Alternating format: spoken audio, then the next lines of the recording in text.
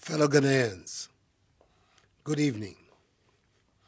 Today, Sunday, 19th April, is exactly 3 weeks since I came to you and announced the imposition of restrictions to movement in the Greater Accra metropolitan area and Kaswa, and the Greater Kumasi metropolitan area and its contiguous districts. I explained at the time that the decision was taken to give government the opportunity to try to contain the spread of the virus, scale up effectively the tracing of persons who had come into contact with infected persons, test them for the virus, and if necessary, quarantine and isolate them for treatment, should they prove to be positive for the virus. The decision to restrict movement has occasioned a number of severe difficulties for all of us across the country, especially for the poor and vulnerable, and not only for those resident in the affected areas. Let me express my gratitude to all of you for bearing with government, all health workers, and with members of our security services throughout this period. I requested all of us to sacrifice for our collective good, and we have been doing just that. I thank all our healthcare workers, the men and women of our security services, and members of the media for the work they've been doing in helping to combat the spread of the virus. Let me also thank the individuals and organizations who have made contributions to COVID-19 National Trust Fund. It is truly appreciated. Fellow Ghanaians, since the first 2 cases of infections were recorded on our shores, we have to date traced some 86,000 contacts, out of which we have test results of 68,591 contacts. There is thus a backlog of some 18,000 tests whose results are yet to be received. The overwhelming majority of these contacts have been established in the last 3 weeks of the partial lockdown in Accra and Kumasi. Out of this number, 1,042 persons, i.e. 1.5%, have been confirmed as positive, with 67,549, i.e. 98.5%, testing negative. 99 persons have recovered and have been discharged, and 930 persons who have been isolated are responding to treatment either in their homes or in treatment facilities. These 930 persons, after their treatment, will soon undergo the mandatory 2 tests to determine if they have also recovered from the virus or otherwise. The main reason our country has seen an increase in the number of confirmed cases over the last 3 weeks is because of the decision we took aggressively to trace and test contacts of infected persons. This has enabled us to identify and isolate infected persons, protect the population from further infections, and contain better the spread of the virus. Indeed, Ghana is the only other country in Africa to have conducted more than 60,000 tests, and we are ranked number 1 in Africa in administering of tests per million people. The decision to impose restrictions on movement was backed by the data at hand, and our next course of action, again, is backed by data and by science. Indeed, all that government is doing is intended to achieve 5 key objectives: limit and stop the importation of the virus, contain its spread, provide adequate care for the sick, limit the impact of the virus on social and economic life, and inspire the expansion of our domestic capability and deepen our self-reliance. It is important to state at the very outset that scientists at the University of Ghana have successfully sequenced genomes of the virus responsible for the COVID-19 pandemic. obtaining important information about the genetic composition of viral strains in 15 of the confirmed cases in Ghana. This is a significant milestone in Ghana's response to the pandemic, as it will strengthen surveillance for tracking mutations of the virus and in the tracing of the sources of community infections in people with no known contact with confirmed cases. The Ghanaian scientific community is to be warmly applauded for this advance and contribution to global knowledge. Their work makes us proud to be Ghanaians, and who knows, God may work through them to discover a vaccine. What a triumph that would be. Indeed, the recent genomic characterization of African coronaviruses by our own scientists illustrates the need to establish the enabling framework for sustaining vaccine manufacturing in Africa. We must advance African-led partnerships to drive scientific innovations for the control of viral diseases by vaccination. Ghana, recognizing this critical public health tool, will support the African Vaccine Manufacturing Initiative, which is chaired by Noguchi's Professor William Ampofo, to promote the agenda for vaccine development and manufacturing in Africa by Africans for the world. Government has also introduced the use of drones to expedite the transportation of samples to laboratory centers. On Friday, 17th April, for example, 51 samples were delivered from the Ominako Drone Distribution Center to Noguchi.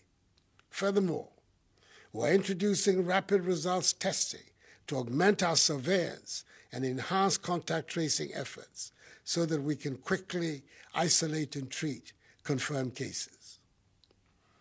From the 68,591 samples tested, we've been able to understand better the dynamism of the virus, mapped out its geographic footprint, and established current and potential hotspots.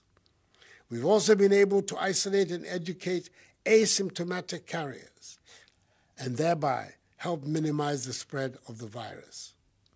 So far, it has been established that the virus was imported into our midst from foreign shores and is being spread through person-to-person contact. The majority of persons infected in Ghana have mild to no symptoms at all, whilst a very small number have required hospital treatment, of which 9 persons with underlying ailments have died. Towards treatment, we've expanded and added to our network of COVID-19 treatment centers, with the Ghana East and Bank of Ghana hospitals being 100% dedicated to the fight. In addition, we have set aside separate COVID-19 treatment centers at the University of Ghana Medical School, Hospital, the Kolebu Teaching Hospital, Komfo-Anokye Teaching Hospital, Kumasi South Hospital, and in other designated regional and district hospitals. Last Friday, I was honored to do the virtual sod-cutting ceremony for the construction of a 100-bed infectious disease and isolation facility at the Ghana East Municipal Hospital, which is being funded through a public-private partnership under the leadership of the Ghana COVID-19 Private Sector Fund, and whose construction, with the assistance of the 48th Engineer Regiment of the Ghana Armed Forces, will be completed in 6 weeks. Members of the Private Sector Fund have indeed acted like citizens and not spectators in these testing times for our country, and their patriotism is to be loudly praised. We have also scaled up the domestic production of personal protective equipment, and our health care facilities so far have taken delivery of 14,550 scrubs, 11,900 gowns, 19,980 head covers, 263,281 nose masks, 13,002 N95 nose masks, 41,117 varying sizes of sanitizers have also been produced locally and delivered to our health facilities. The enhancement of our capacity to test has been made possible by the dedication of the expanded teams at Noguchi Memorial Institute for Medical Research, the Kumasi Center for Collaborative Research, and the National Public Health Reference Laboratory. Further, we're making significant investments in the laboratories of the Veterinary Laboratory, Accra, the Center for Scientific and Industrial Research Laboratory in Accra, the Police Hospital, the 37 Military Hospital, the University of Health and Allied Sciences in Ho, the Veterinary Services Department in Sekondi Takoradi, the Public Health Laboratory in Tamale, the War Memorial Hospital in Navrongo, and the Cape Coast Teaching Hospital, so they can also use PCR technology. We are recalibrating 100 regional and district tuberculosis gene expert laboratories across the country to help ensure that we have a minimum situation of one testing center per region. Fellow Ghanaians, in view of our ability to undertake aggressive contact tracing of infected persons, the enhancement of our capacity to test, the expansion in the numbers of our treatment and isolation centers, our better understanding of the dynamism of the virus, the ramping up of our domestic capacity to produce our own personal protective equipment, sanitizers, and medicine, the modest successes chalked in containing the spread of the virus in Accra and Kumasi, and the severe impact on the poor and vulnerable. I've taken the decision to lift the 3-week-old restriction on movements in the Greater Accra metropolitan area and Kaswa, and the Greater Kumasi metropolitan area and its contiguous districts, with effect from 1 a.m. on Monday, 20th April. In effect, tomorrow, we'll see the partial lockdown in Accra and Kumasi being lifted. I must make it clear at the outset that lifting these restrictions does not mean we're letting our guard down. All other measures are still firmly in place. For the avoidance of doubt, the earlier measures announced on Wednesday, 15th March, which have been extended, are still very much in force and have not been relaxed. I'm demanding even greater adherence to these measures. In here, I'm referring to the suspension of all public gatherings, including conferences, workshops, funerals, parties, nightclubs, drinking spots, beaches, festivals, political rallies, religious activities, and sporting events. All educational facilities, private and public, are to remain closed. Businesses and other workplaces can continue to operate, observing staff management and workplace protocols with a view to achieving social distancing and hygiene protocols. Operators of public transport, including our buses, trotros, and taxis, are to continue to run with a minimum number of passengers, as they have been doing for the last 3 weeks, in maintaining social distancing. They must also continue to ensure the maintenance of enhanced hygienic conditions in all vehicles and terminals by providing, amongst others, hand sanitizers, running water, and soap for washing of hands. Domestic airlines are required to adhere to the same protocols. The Ministry of Local Government and Rural Development, together with metropolitan, municipal, and district assemblies, will continue to implement measures to enhance conditions of hygiene in markets across the country and expand the policy of alternate days for alternative products to improve social distancing in all markets. As has been established, the overwhelming majority of confirmed cases have come from travelers or from people who have come into contact with travelers. It is therefore incumbent on us to continue to be vigilant about travelers into our country until further notice, and to congratulate the men and women of the Immigration Service and the Marine Police Unit for their work in securing our borders. The arrest of 10 West African nationals in Tamale, who all tested positive for the virus. The arrest of the 6 Nigerian travelers who entered Ghana through unapproved routes along the Ghana-Togo border near Aflao, who also tested positive for the virus. And the recent arrest of 10 fishermen in the Western region who returned from Côte d'Ivoire and have been quarantined testify to the determination of our security services to protect our borders. I have thus signed an executive instrument to extend the closure of our borders for 2 more weeks, beginning Monday, the 20th of April. Like the World Health Organization, WHO, has recently advised, I want to encourage you to wear a mask wherever you go, as it will help you not to contract the virus and keep it clean. If you own a business or are providing a service, i.e. a barber, a hairdresser, a tailor, a taxi driver, a trotro driver, and his mate, a shopkeeper, a food seller, please do well to use a mask. The Ministry of Health will very soon issue guidelines on face masks for public use. I entreat religious, traditional, community, and opinion leaders to partner with government in engaging, mobilizing, and enforcing adherence to social distancing and personal hygiene protocol practices in their respective communities. As difficult as it may be, I encourage all bereaved persons to conduct private burials of their loved ones, but ensure that the 25 personal limit is not breached. Indeed, some are burying their loved ones now in order to have the final funeral rites later.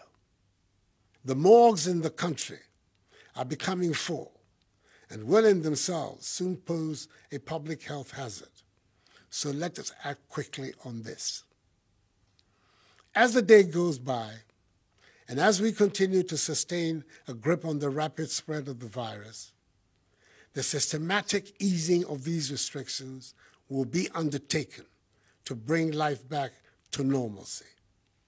Definitely, we will continue to record new cases of infections, particularly with our policy of aggressive tracing and testing.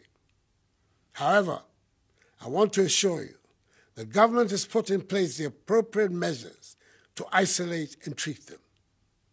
Should there be an unexpected outburst in infections within a community, I've put the health workers and the security services, including the police service and the armed forces, on standby to coordinate a rapid response of human and logistical resources, if necessary, to cordon, impose a curfew, trace, test, and treat infected persons in the affected community.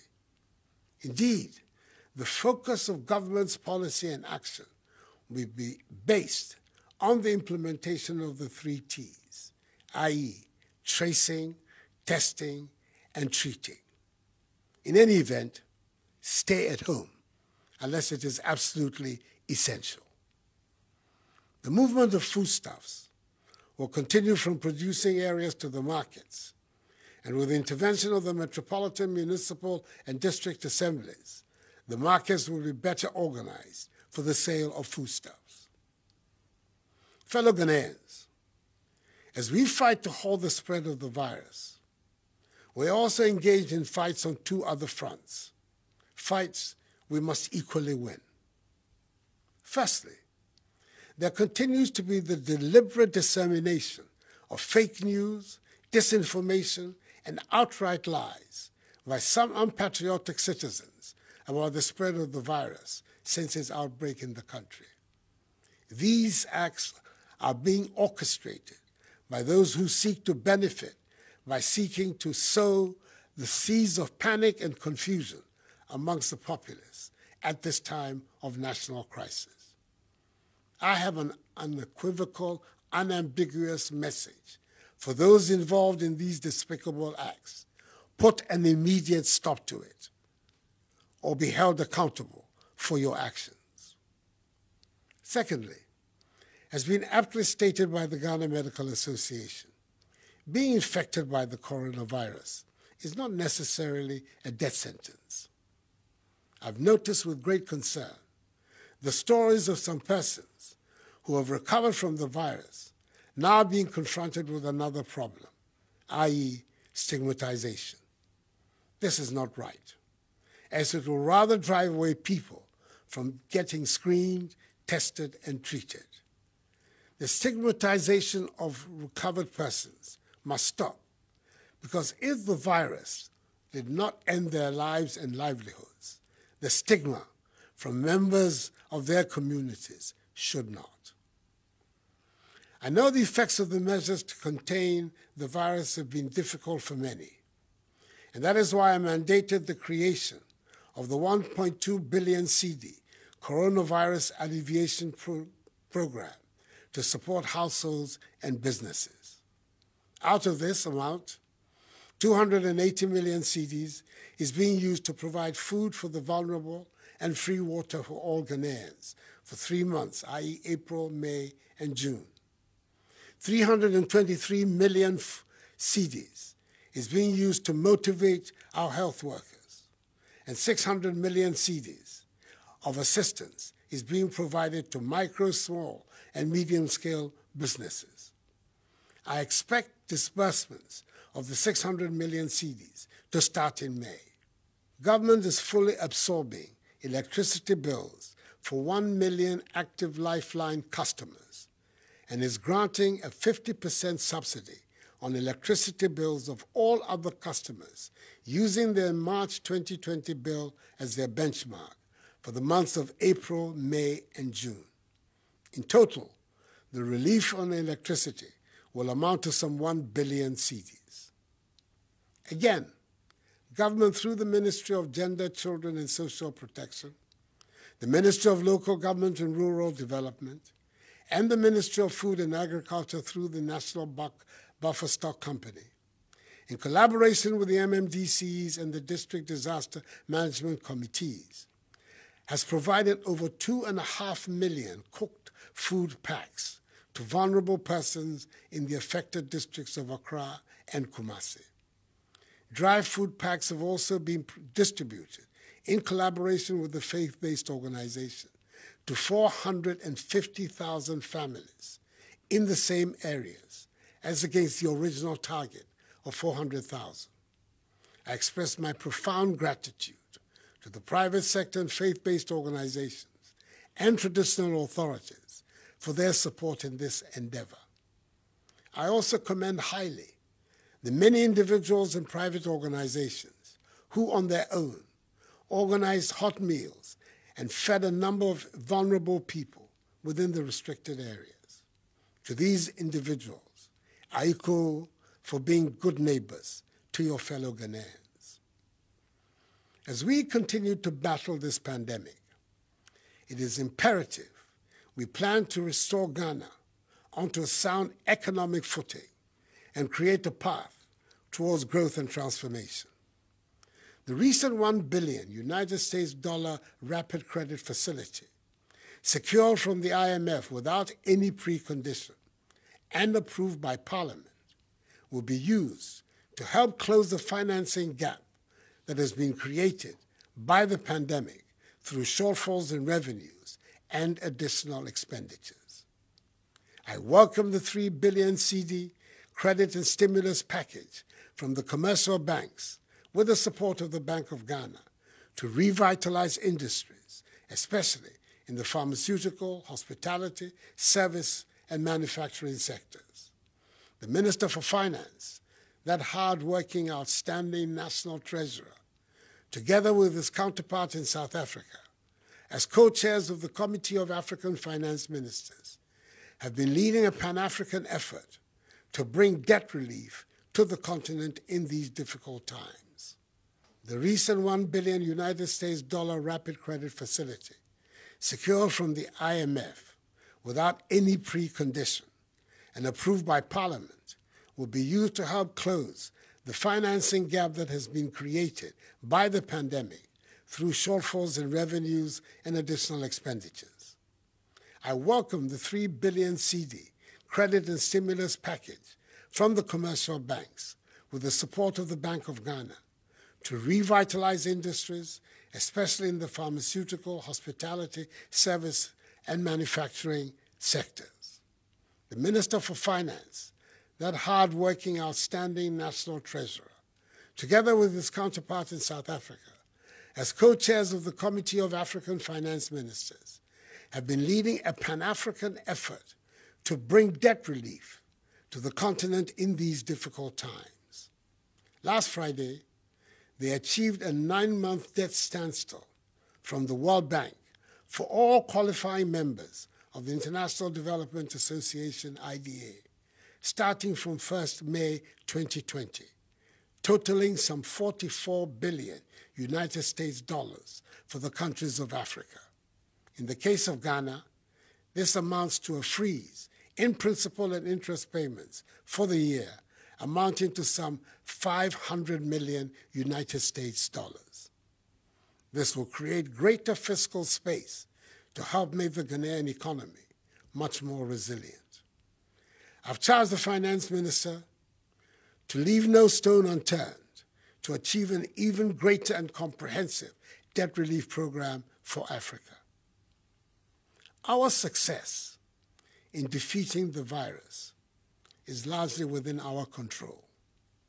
That means each and every one of us must exercise at all times during this period without the partial lockdown in Accra and Kumasi a strong sense of selflessness, self-control, and self-discipline. It is important to stress strongly that coming out of the partial lockdown in Accra and Kumasi does not mean we are out of the pandemic. We will continue to monitor closely events in some hotspots in the Greater Accra metropolitan area like Wejagbawe, Ga East and Ayawaso East municipalities, and Tema metropolis, and in the eastern region like Esuejamai and Lower Manya Krobo districts. Whenever the situation so warrants, a community in which the virus is identified as becoming prevalent will be locked down until there is a clear understanding of the trajectory of the virus that will allow us to contain it. We must obey the measures still in place, including the new ones, because we know our survival depends on them. And the harder we are on ourselves in obeying them, the quicker and more enduring will be the victory. To Ghanaians in all parts of the world, I urge you to remain steadfast in abiding by the rules and regulations that have been put in place by your host countries to combat the virus. And I extend the condolences of all your compatriots at home to all families abroad who have lost their loved ones to the virus. And I take this opportunity to wish our High Commissioner to the United Kingdom and Ireland, my good friend, Papa Usuan Kuma, who has been affected by the virus, and other Ghanaians abroad who have been so affected, a speedy recovery. This disease is new, and it is in plain evolution, and there is therefore as yet no vaccine or cure. But we know enough to take action, and we shall be nimble and adapt as the situation changes. We will tailor our solutions to our unique social, economic, and cultural conditions. There is no one-size-fits-all approach, but I pledge to you the government will do whatever is required in our particular circumstances to safeguard the lives of our people and keep our economy going.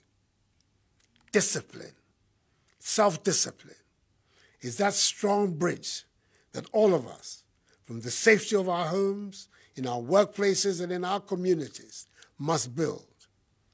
We need to build a strong bridge of self-discipline in order for us to cross over from this difficult period of restrictions and the spread of the coronavirus to the other side, where total freedom to go about our normal lives awaits us. To defeat the virus and get there, we have to accept that we have to wash our hands, maintain good hygiene, refrain from shaking hands, wear our masks, and practice social discipline in all of our engagements. Fellow Ghanaians, we are confronting one of the greatest challenges of our generation. We have to win this battle. We have to defeat the virus. It is our behavior and response that will determine that. I have every confidence that collectively, we Ghanaians have it in us to rise to the occasion and become victorious. I'm very grateful for the great support you have given my government and I as we steer our country out of this crisis. Continue in unity to provide that support. This too shall pass, for the battle is the Lord's. Medama sepa munkoso entie masam ne nyina endi nkunim. Mindanya siwa nye ya no ya boa no ne nwo tue koni wo fe wo yinkunim. May God bless us all and our homeland Ghana and make her great and strong. I thank you for your attention and have a good night.